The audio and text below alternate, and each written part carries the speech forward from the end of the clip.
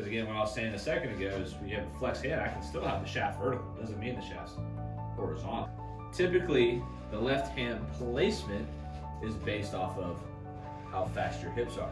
And I want to hit a nice little spinny wedge. I want it to stay more cupped.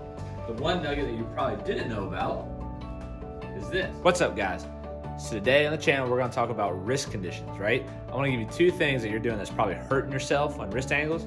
Probably seen a lot of videos, but I might be able to drop you a nugget that you've never heard before or understood before. So let's take a look at it, talk about what's happening with your wrists and how you can get better ball striking in your pocket.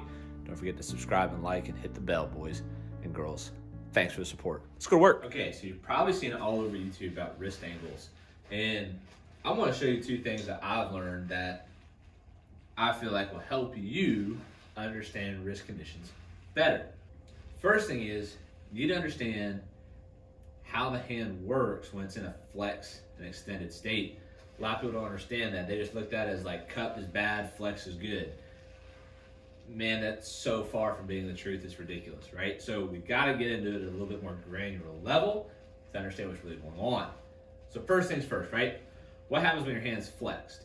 When your hand is flexed, and you're to hold the two bones in your forearm, it cannot go up. So if I make a thumbs up sign, hold my bones in my hand, it won't go this way, it only goes down.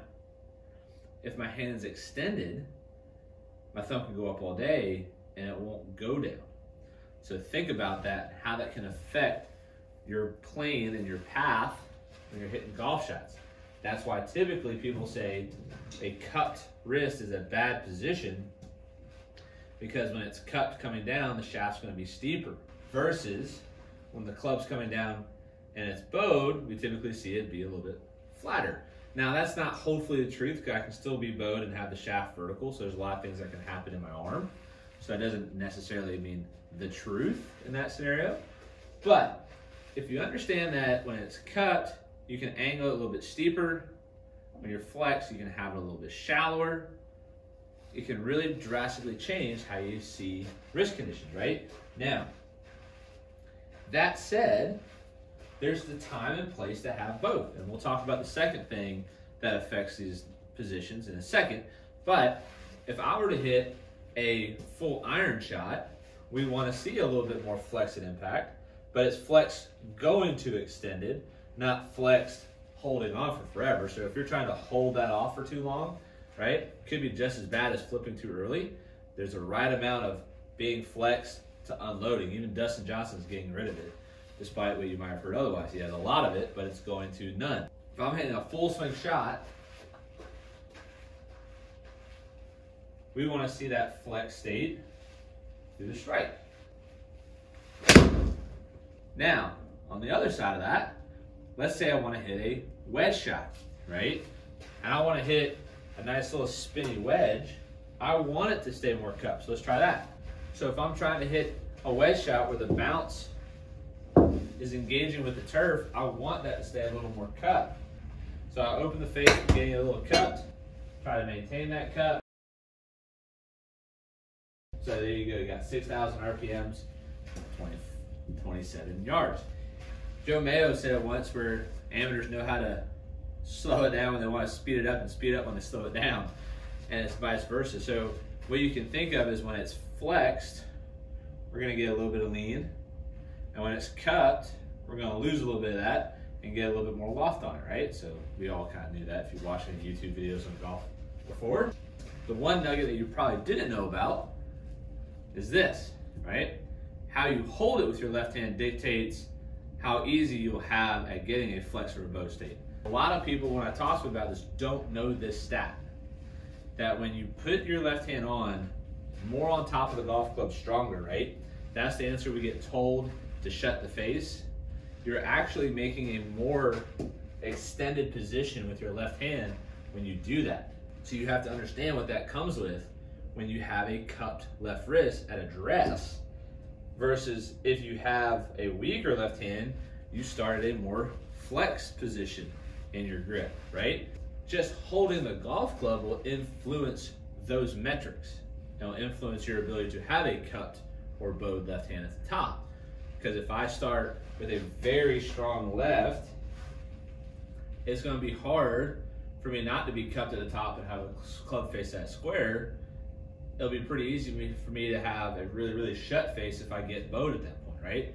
So this is where you have a hard time when you just see these blanket Band-Aid fixes on YouTube about shutting the face and swinging from the inside and you fix your slice. Like, yeah, it's going to fix the slice, but then you're going to get real world hurt later on. Be careful that when you get a strong left hand, it's going to be very difficult for you to have a bowed left wrist at the top, and you're probably still going to see some flippage at the bottom, right? I'm assuming you're getting a strong grip in hopes that you're not flipping at the bottom anymore, because if you flip, it'll go behind you or something like that, right? And then conversely, I've had people have better success doing what I call like make a thumbs up, insert the golf club, and have a weaker left hand, more palmy, trying to hold on to the club face that way, the Jordan Spieth, if you will, to be able to produce more lean and impact. So it's very player dependent, and it depends on how you're built, but you can try two extremes and see what you have more success with, and getting a position that you want to see with flex or bow at impact or shaft lean at impact, because some people may not be able to take this around their body. So I said it's very specific.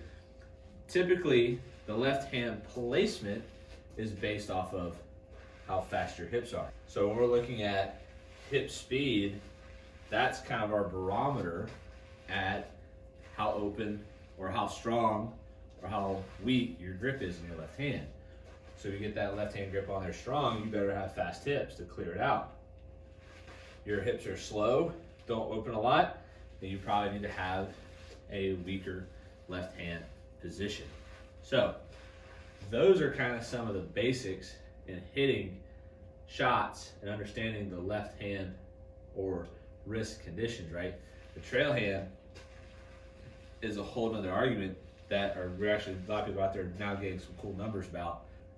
But it can be the opposite of your left, right? But it kind of depends on that positioning. If you have a strong left and a weak right, it's going to look a lot different than somebody who has two strongs between their left and right, like Zach Johnson, right? Zach Johnson's strong and strong, Ricky Fowler's strong and weak. So very different animal in that sense. But focusing more on the lead hand, right, in this scenario is good to understand, and especially when you understand the effect of what a bowing does to shallowing the shaft and extended does to increasing the shaft pitch, right? So you just want to be very careful that when you're coming down, right, you understand that if you have a strong left hand, right, and you have a cut to coming down, that it's not necessarily going to mean that you can't have shaft lean. It's just going to be a very different look coming down in impact, right? Because again, what I was saying a second ago is when you have a flex hand, I can still have the shaft vertical. It doesn't mean the shaft's horizontal, right? It just means it can get horizontal. It's really hard to do this and that, because when I'm there, from a cut position, laying the shaft down, very, very likely to hit a hosel rocket, which would be scary in most scenarios. So, food for thought. Think about it next time you're up there hitting a couple shots, working on those wrist conditions, because that could be very influential into what you have going on. And I hope those 2 points help you understand more. Until next time, guys, Coach Matt out. See you later.